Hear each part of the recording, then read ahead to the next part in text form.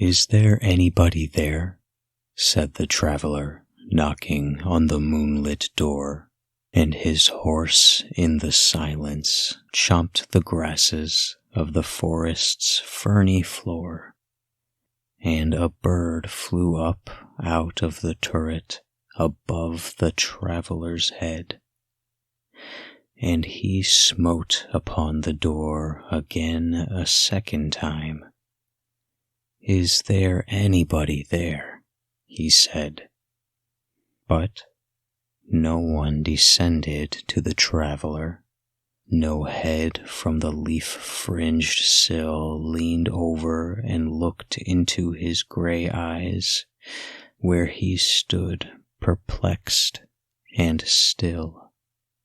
But only a host of phantom listeners that dwelt in the lone house then stood listening in the quiet of the moonlight to that voice from the world of men, stood thronging the faint moonbeams on the dark stair that goes down to the empty hall, hearkening in an air stirred and shaken by the lonely traveler's call.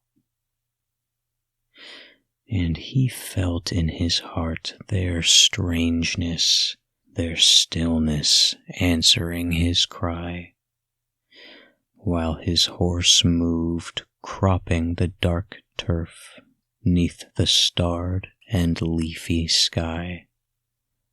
For he suddenly smote on the door even louder and lifted his head.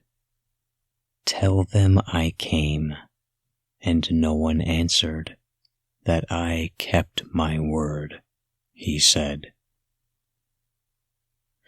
Never the least stir made the listeners, though every word he spake fell echoing through the shadowiness of the still house from the one man left awake.